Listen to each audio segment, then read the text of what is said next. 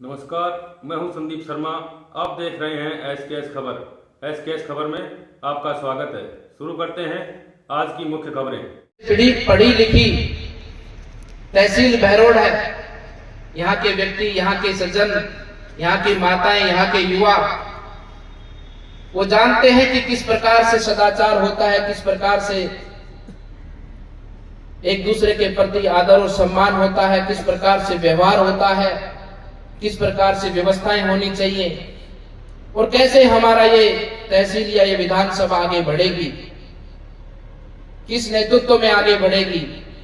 इस भाव से आप सबने जो इस चुनाव के अंदर अपने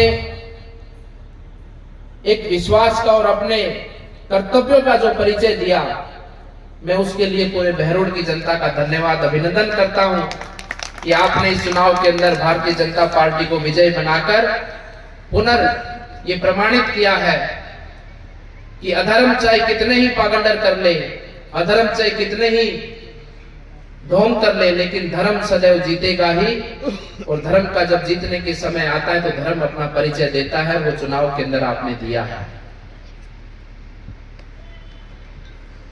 मैं कहना चाहता हूं कि जिस प्रकार से अभी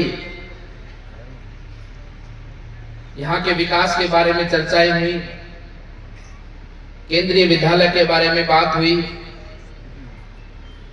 मैं आपसे विश्वास के साथ में कहना चाहता हूं कि केंद्रीय विद्यालय खुलेगा। मैंने उस समय भी कहा था ये तो कुछ समय के बादल हैं, छट जाएंगे। मैंने कभी ये नहीं कहा कि नहीं खुलेगा। खुलने से रोका जा रहा है ये कहा है, खुलने से रोका जा रहा है ये कहा है। अब समय आपका आया है तो आने वाले समय पर निश्चित रूप से हमारा ये कार्य पूरा होगा। हमने पिछले समय जब लोकसभा सांसद के समय पर जब आपने सेवा का अवसर दिया था तो उस समय पर यहाँ पर ईएसआई से 150 बेड का हॉस्पिटल भी हमने सैंक्शन करवाया है। और मुझे लगता है जल्दी ही आने वाले समय पर घीलोट या निमराना के अंदर उसका भूमि पूजन होगा और एक 150 बेड का हॉस्पिटल हमें ईएसआई का भी जल्दी ही आने वाले समय पर अपने को यहाँ पर जनता जनार्दन की सेवा करने के लिए मिलेगा। और मेरी प्राथमिकता है कि घीलोट के अंदर खुले, क्योंकि उस तरफ का क्षेत्र स्वास्थ्य सुविधाओं से दूर है, क्योंकि यहाँ तो जिला उप अस्पताल भी है, निमराना के अंदर सीएससी भी है, लेकिन जो भांडन साइड की बेल्ट है, कुंड साइड की जो बेल्ट है, उसको हॉस्पिटल बहुत दूर पड़ता है और घीलोट का एरिया उसको नजदीक पड़ता है। तो एक बार प्राथमिक उपचार के लिए या कोई ऐसी इमरजेंसी हो तो उसके लिए नजदीक में हॉस्पिटल हो, तो हमारे बुजुर्गों की, हमारे कोई भी ऐसी विषय आए तो जब तुरंत अस्पताल में ले जाने का ऐसा समय आए तो तुरंत उसको अस्पताल की सुविधाएं मिल जाएं। उसी प्रकार से जिला अस्पताल की जो बात कही है, ने जिले के अंदर जो अनेकों चाहे जिले के दफ्तर खोलाने की जो बातें हुई है, देखो हमारी आवाज तो हम आपकी आवाज है, आपकी आवाज जो है वो हमारी आवाज है। आपकी आवाज के साथ में अपनी आवाज को मिलाएंगे और आपके आगे चलकर इस बात को रखेंगे और आपके आगे चलकर इस बात को पूरी कराने का पूरा प्रयास हम सब लोग मिलकर करेंगे। इसमें कोई कमी किसी प्रकार से छोड़ी नहीं जाएगी।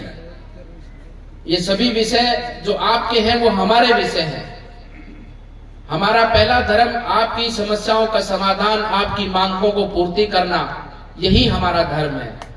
और इसी धर्म पर हम निरंतर आगे बढ़ेंगे और निरंतर आपकी एक एक समस्या का समाधान करते हुए अपने इस जिले से के अंदर सभी वर्ग के लोगों को, सभी समाज के लोगों को एक सुखद जीवन की अनुभूति हो, ऐसा प्रयास मिलकर हमारी ये सरकार आने वाले समय पर अपने इस राजस्थान में करेगी। लेकिन बंधुओं, मैं मंच के माध्यम से ये भी कह देना चाहता हूं,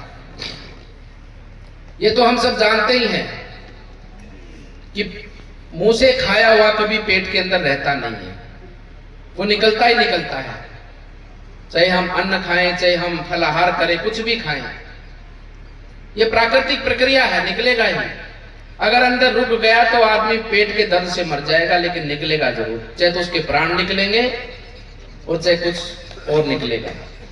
इसीलिए मैं कहना चाहता हूं कि जिसने भ्रष्टाचार का अपने इस बहरोड के अंदर पैसा खाया है,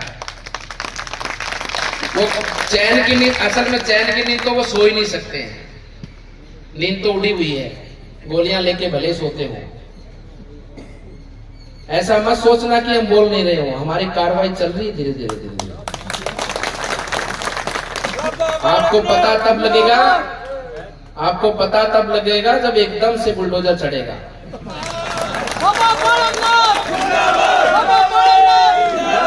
तो सभी विषय लेकर आगे बढ़े हुए हम, और जिसने खाया है उसका निकाल कर रहेंगे, निश्चित रूप से निकलेगा, बिल्कुल भी नहीं छोड़ेंगे। नगर पालिका के अंदर जो भ्रष्टाचार हुआ है, ये पत्रकार सब जानते हैं। वॉशरूम जो शौचालय होते हैं पुराने बने हुए हैं, उन्हीं को दोबारा 50 लाख में बना दिया गया है। और गुलाब की खेती हो गई क्या? ये गुलाब की माला वहीं से तो नहीं लाए थे तोड़ तोड़ के, हैं? नहीं हुई, रोज गार्डन। तो ये सब देखो, क्योंकि जनता का खाया, हमारा कोई व्यक्तिगत द्वेष नहीं है। आपने जनता का पैसा खाया है, और जनता का पैसा निकालना ही हमारा धर्म है। केवल विकास करना ही हमारा धर्म नहीं है, जो जनता का खाता है उसका निकालना भी हमारा धर्म है। एक अच्छी व्यवस्था देकर, अच्छा शासन देकर, और निश्चित रूप से माननीय प्रधानमंत्री जी के नेतृत्व में आने वाले लोकसभा चुनाव के अंदर हम राजस्थान की तीसरी बार 25 की 25 सीटें जीतेंगे, और राजस्थान में हमारी ये सरकार आपके विश्वास पर खरा उतरेगी।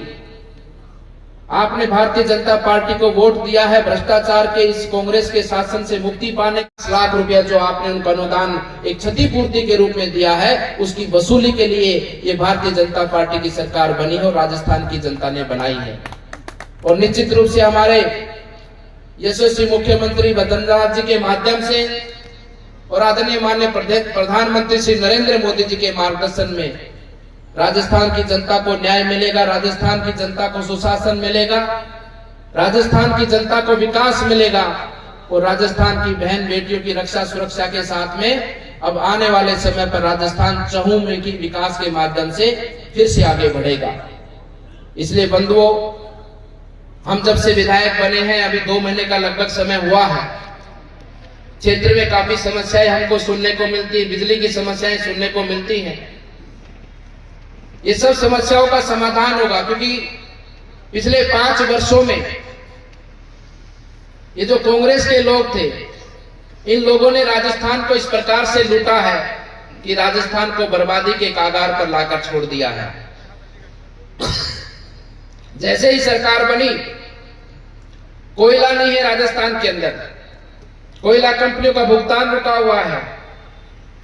अनेकों ऐसे कार्य, अनेकों ऐसी योजनाएं, अनेकों ऐसे भुगतान जो पिछली सरकार छोड़कर गई है, इन सब चीजों को सामान्य होने में कुछ थोड़ा समय लगेगा, और जल्दी ही राजस्थान की जनता को एक सुखद जीवन का अनुभव होगा। ये विश्वास मैं आप सबको दिलाता हूं, और पुनः आप सबसे ये निवेदन करता हूं कि हमारा जीवन आपकी सेवा के लिए समर्पित है, और आपकी सेवा के लिए समर्पित रहेगा। ये सांसद कार्यालय है, यहाँ खुला था, यहाँ खुला है, और यहीं खुला रहेगा, इसको कोई बंद करने वाला नहीं है। ये सदा रहेगा यहाँ पर। राजनीति का जीवन हमारा कुछ नहीं पता कब कितना है, लेकिन समाज सेवा का जीवन मरते दम तक हमारा है, और निरंतर चलता रहेगा। और ये कार्यालय अटल है, अटल रहेगा, यहीं पर संचालित रहेगा। मुझे सुनने को मिला था कुछ दिन पहले, क्या महाराज जी अपनी कार्यालय चलावा अठे, मगर अठे चाल लगो, यो अठे चाल लगो मगर। तो कार्यालय चलेगा। मेरी समग्र जनता का मैं निवेदन करता हूं, मेरी जिम्मेदारी तिजारा की जनता की है, राजनीतिक क्षेत्र तिजारा है, वहां की जनता की दिल जान से हम सब लोग मिलकर सेवा करेंगे ही। लेकिन हमारे क्षेत्र में भी कोई भी समस्या हो, क्योंकि लाइसेंस मुझे आपने पूरे राजस्थान का दिया हुआ, अकेले तिजारा का नहीं दिया हुआ, तो आपका सदैव काम प्राथमिकता के रहेगा। और महीने में कोशिश करूंगा कि 2 बार यहाँ पर बीच में आपके बीच में उपस्थित होकर आपकी समस्याएं सुनकर उनका जल्दी से समाधान हो। और कार्यालय पे जो हमारे प्रभारी हैं वो कार्यालय पर निरंतर रहेंगे। आपका कोई भी कार्य हो तो आप उसको आदेशित करें और हमारा धर्म बनता है कि हम उसको पूरा करें। निरंतर आपकी सेवा, निरंतर आपका विश्वास और आपका सानिध्य हम सब पर बना रहे। और पुनः भगवान श्री रामचंद्र जी से यही प्रार्थना करता हूँ, हमारे सिद्ध योगेश्वर से, हमारे बाबा से यही प्रार्थना करता हूँ कि बस हमें और कुछ नहीं चाहिए, बस हमारा जीवन आपकी सेवा में, जनता जनार्दन की सेवा में सार्थक हो। इतनी ही प्रार्थना करते हुए अंत में एक कुछ और भी बोल दो छोटा सा प्रधान जी। तो लोग आपको पसंद नहीं करते।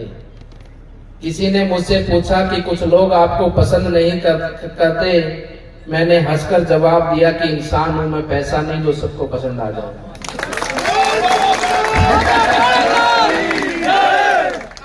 मैंने हंसकर कहा कि मैं इंसान हूं, पैसा नहीं हूं जो सबको पसंद आ जाऊं।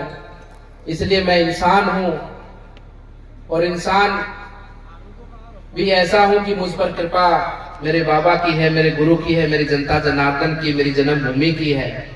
मेरे पर तो ऋण ही ऋण है इस पूरे जीवन के। इस जीवन के अंदर मुझे जो कुछ प्राप्त हुआ है वो किसी को हो नहीं सकता। इजारा के चुनाव के बाद में जिस प्रकार से पूरे प्रदेश और देश के अंदर एक सम्मान मिला है वो किसी को मिल नहीं सकता। बहुत कुछ मिला है और बहुत कुछ मिलेगा और वो सब आपके लिए मिलेगा, आपकी सेवा के लिए मिलेगा। बस आपकी सेवा में निरंतर लगा रहूं और निरंतर बाबा की कृपा से आपकी सेवा में ये जीवन खप जाए, ये जीवन जुट जाए। इस जीवन की